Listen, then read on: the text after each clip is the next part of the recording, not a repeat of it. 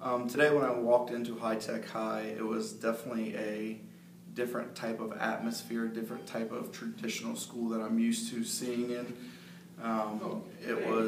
Kids were energized, kids were up moving around on their own. A couple classes I observed, one was a math class, and it pertains particularly to me being a math teacher, where students were personalized and they hit objectives.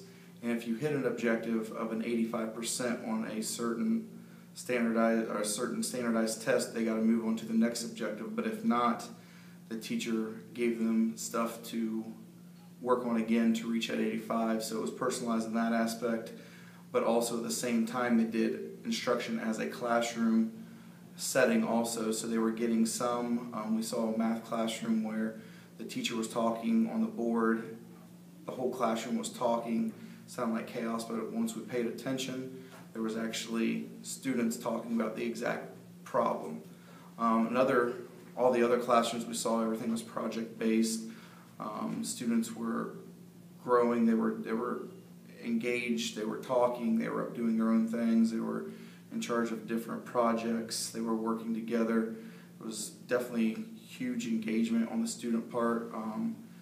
The biggest thing that I saw different also is the testing, the student growth. They don't rely so much on the testing aspect as what we do. We're more, let's get to not teach to the test, but they're not worried about that. They're worried about building life skills and moving on to college. There are big things, community, adult implementation. They're going out as an internship in the 11th grade, and they're getting the real world perspective, where we as a traditional school are teaching mostly passing the test, passing the OGT, then going on from there where they're mostly teaching the ACT, the SAT, small portions of it at a time, and really working on projects that will build lifelong skills.